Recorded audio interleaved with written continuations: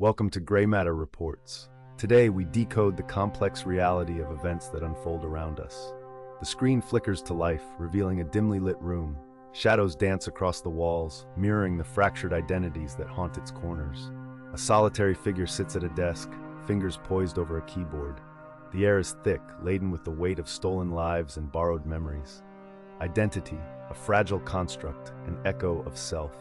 It can be molded, reshaped, and dismantled. In the hands of the unscrupulous, it becomes a weapon. The clicking of keys reverberates, a rhythmic pulse of transformation. Each stroke is a deliberate act, a conscious choice to invade another's sanctuary of self. The screen reflects the subject's face, a mask of resolve, yet beneath lies a tempest of confusion. The line between the authentic and the fabricated blurs. A name, an address, a history, these become mere commodities in the underbelly of society. The individual watches, entranced, as the digital world morphs into a stage for deceit. Clinical studies reveal the psychological nuances at play. Identity theft is not merely a crime, it is a psychological metamorphosis. The antisocial profile emerges, marked by a profound disconnect from empathy. Here in this sterile environment, the subject's intentions crystallize. The thrill of infiltration, the adrenaline rush of assuming another's life, these become intoxicating. The camera zooms in, capturing the glint of ambition in the subject's eyes. Yet beneath this facade lies a haunting void. A life built on imitations lacks substance. The echoes of self reverberate louder with each stolen identity. The digital landscape becomes a labyrinth, and within it, the subject wanders, lost in a maze of reflections. Every click, every transaction, serves as a reminder of the dissonance between their true self and the personas they create. The transformation is gradual but insidious. What begins as a simple theft spirals into a full-fledged identity crisis. The subject becomes both predator and prey, ensnared in a web of their own making. As the narrative unfolds, the screen bathes the room in an eerie glow. The audience feels the weight of this duality. The individual, once defined by their own story, now grapples with a cacophony of borrowed lives. Each identity becomes a ghost, lingering in the shadows of their psyche. The scene fades to black, leaving only the echo of the subject's last keystroke, a haunting reminder of the fragility of self. The digital age has transformed mere identities into commodities, leaving behind a trail of psychological debris. The question lingers. In the pursuit of another's identity, what becomes of the self? The sun dipped below the horizon, casting long shadows across the sterile walls of the behavioral analysis unit. In this dimly lit space, the air was thick with an unsettling stillness, punctuated only by the soft hum of machinery. Here, the stories of fractured identities unfolded like a slow-motion train wreck, each detail a brushstroke in a portrait of loss and transformation. The subject sat in the observation room, a figure cloaked in ambiguity. Her eyes, once bright with ambition, now bore the weight of 1,000 stolen lives.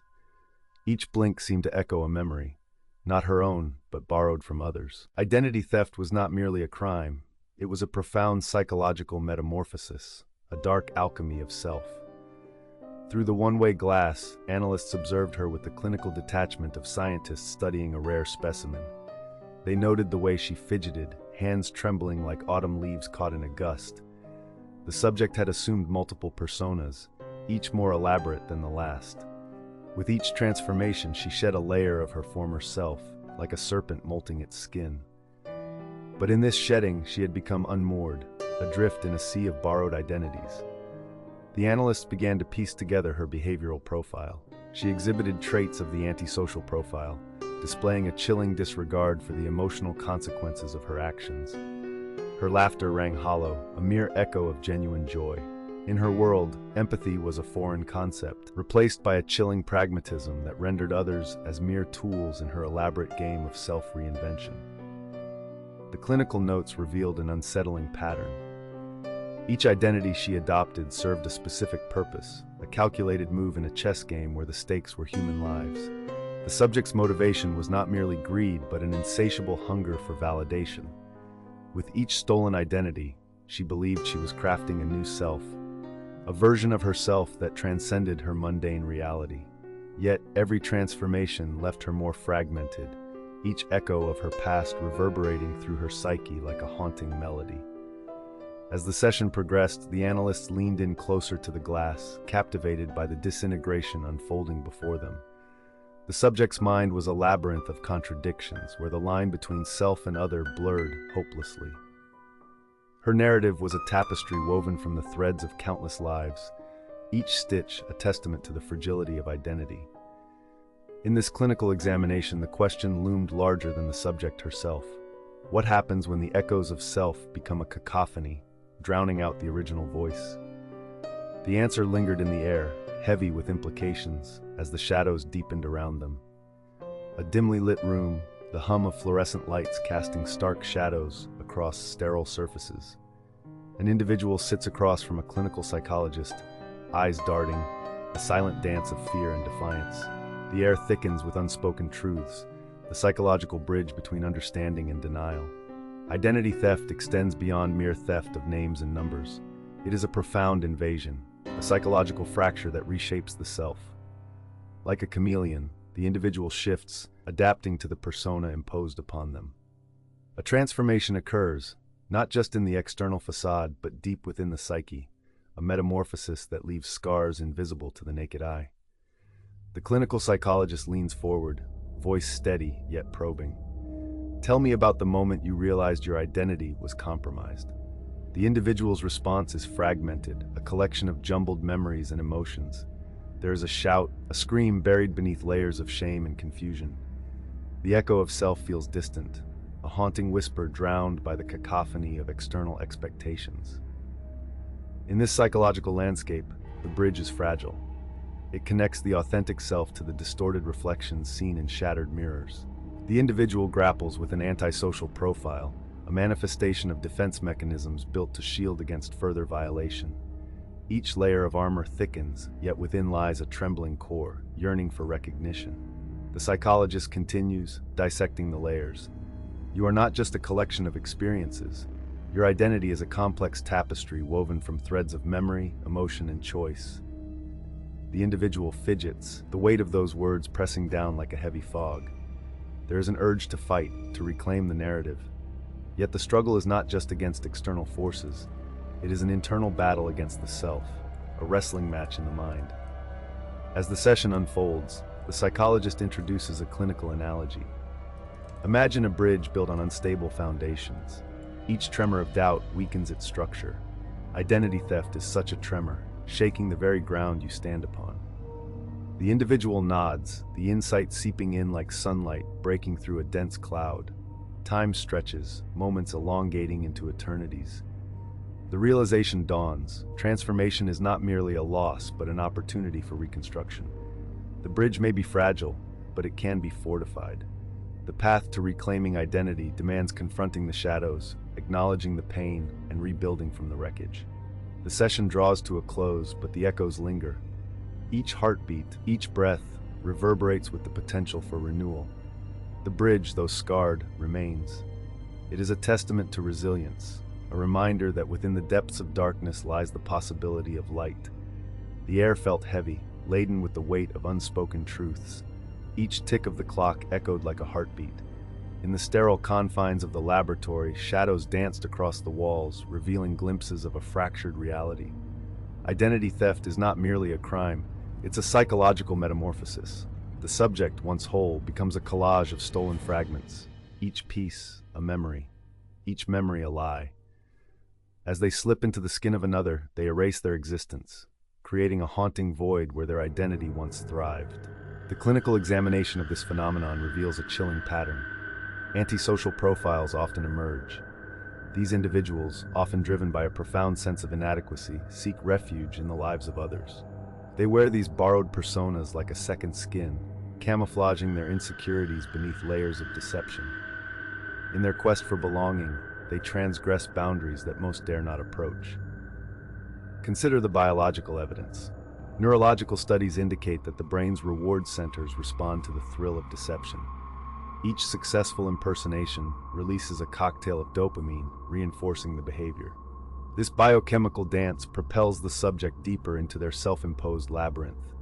The deeper they dive, the more distant their true self becomes, lost in the shadows of another's life. An unsettling transformation occurs. The act of stealing identity morphs into a self-destructive ritual. The subject becomes ensnared in a cycle of theft and reformation. They are both creator and destroyer, reshaping their reality while simultaneously dismantling their essence. The darkness that envelops them is not merely external, it seeps into their psyche, altering perceptions and distorting self-awareness. As the individual spirals further into this abyss, the boundaries of morality blur. What was once a conscious choice morphs into an automatic response, a defense mechanism against their own inadequacies. They become a living paradox, oscillating between the borrowed lives they inhabit and the hollow shell of their original self. In the final analysis, the journey through identity theft is a deep dive into the human psyche. It's a reflection of our collective fears, loss, isolation, and the desperate need for connection. Each stolen identity is a testament to the fragility of the self, an echo that reverberates through the corridors of human experience. The subject, now lost, wanders through a labyrinth of their own making. They are both trapped and liberated, forever altered in the pursuit of a self that feels authentic. Across continents, the specter of identity theft casts a long shadow. A global phenomenon, it transcends borders, morphing individuals into mere data points. The world becomes a stage, each person an actor stripped of their essence. The act itself is clinical, almost surgical. In the sterile hands of the thief, identities are dissected, reshaped, and repurposed. In the bustling streets of Tokyo, a young professional awakens to a digital nightmare. Her bank account has been drained, her name sullied in online forums. The thief, a phantom, has donned her identity as a mask. This transformation is not merely theft, it is a perverse form of mimicry. The individual's online persona is manipulated with precision, leaving behind a husk. Meanwhile, in São Paulo, a man finds himself ensnared in a web of misinformation. His credit score plummets as someone else lives out his life. He now grapples with the clinical detachment of being an unwitting participant in his own demise. This psychological duality is a remarkable testament to the fragility of selfhood. Identity theft is a dark reflection of a broader societal malaise. The digital age has birthed a new breed of antisocial profiles, individuals who exploit the vulnerabilities of others. Each transaction, each stolen credential, is an echo of a deeper existential crisis. Who are we when our identities can be so easily appropriated? In Europe, a woman navigates the aftermath of her identity being used to commit fraud. As she confronts the repercussions, the clinical reality sets in.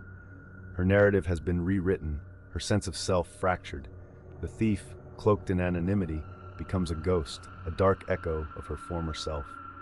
The psychological toll is profound, leaving her grappling with a concept once thought secure, her identity. Across the globe, the consequences ripple outward. Governments scramble to fortify protections, yet the very systems designed to safeguard identities often become the battlegrounds of exploitation. The irony is unsettling. Surveillance measures, while intended to protect, can sometimes exacerbate the feeling of being watched. In this somber landscape, transformation occurs not just in the act of theft, but in the collective consciousness. Each individual becomes a case study in the instability of identity. Trust erodes, replaced by a clinical wariness. The thief is not just a criminal, he is a reflection of society's darkest fears. We are left questioning, in a world where identity can be stolen, who do we become when the echoes of ourselves are distorted? Each story unfolds like a cautionary tale, reminding us of the thin veneer that separates us from anonymity. The global perspective reveals a shared vulnerability, a haunting realization that one's identity is at best a fragile construct. The courtroom buzzes with a tension that hangs in the air like a heavy fog. Faces are taut, eyes flicker with anticipation. It is a somber spectacle, a theater of human frailty. The subject sits, a mere shadow of the self once known. Transformation has occurred, a metamorphosis both chilling and profound. The judge, a figure of authority, leans forward. Words echo in the hollow space. We have gathered today to unveil the final verdict. Each syllable resonates, imbued with the weight of countless lives altered. The implications of identity theft stretch beyond the individual. They ripple through the fabric of society itself. Identity, a fragile construct, can be reshaped, dismantled, and repurposed. The subject, now a living testament to this reality, embodies the darkness of manipulation. Each nuance of their behavior speaks volumes. An antisocial profile emerges, one built on deceit and the craving for acceptance. The world sees not a person but a mere collection of borrowed traits. As the prosecution lays bare the evidence, biological nuances illustrate the psychological landscape. People are not merely products of their actions. They are the sum of their choices and the influences that conspire against their integrity. The courtroom becomes a laboratory, dissecting the soul, a clinical examination of what it means to lose oneself. Defense counsel rises, presenting a narrative of trauma and loss.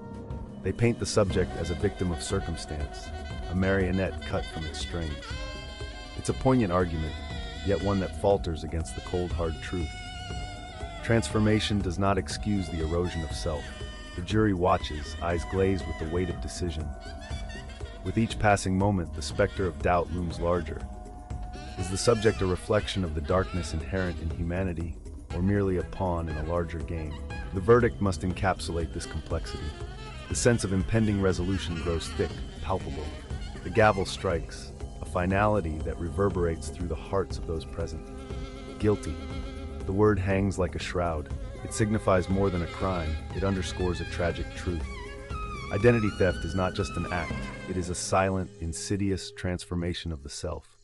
The echoes of an inner struggle ripple outward, a reminder that within each individual lies the potential for both creation and destruction.